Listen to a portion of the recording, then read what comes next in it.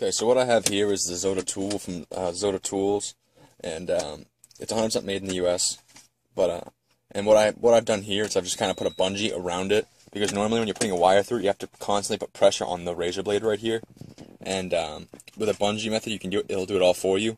And the way I have it set up is I've taken a little tool rack like this, and I've actually just temporarily mounted it underneath, so I can just change the amount of pressure I want to apply. I mean, I can make it apply a very little amount, a little bit more, or even a large amount of pressure. Enough so that point where it'll take off even 2 layers at a time on a wire like this that's got double layering on it. And I'm actually going to show you how I do it with this method using a bigger gauge wire. It's actually going to be the newer gauge that are coming out. There's 2 of them. This is the 3/8 gauge, and inside I have the 7/16, which is what this piece of aluminum wire is.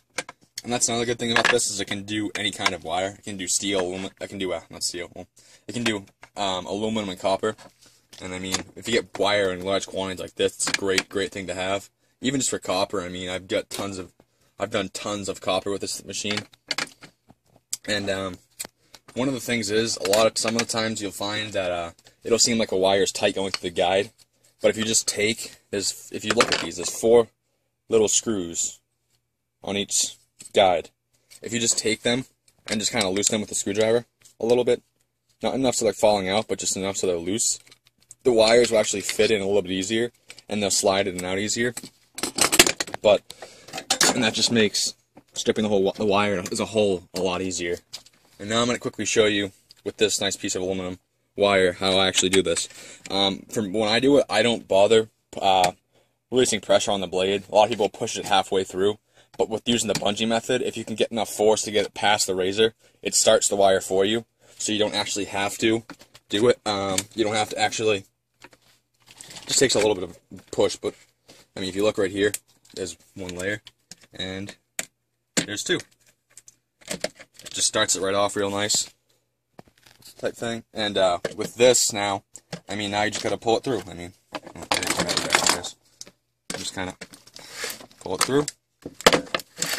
And I mean, I love the bungee setup the most because you can push it through with pretty much any type of wire that's solid, or if it's kind of like anything like this, or even the small pieces of like even your small like Romex wires, like this. What's left of one.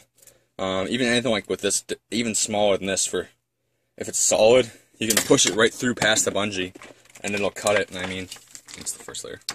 And then the thing just peels it so easily. I mean, this thing is probably the only tool you'll need to do a large quantity of different sizes.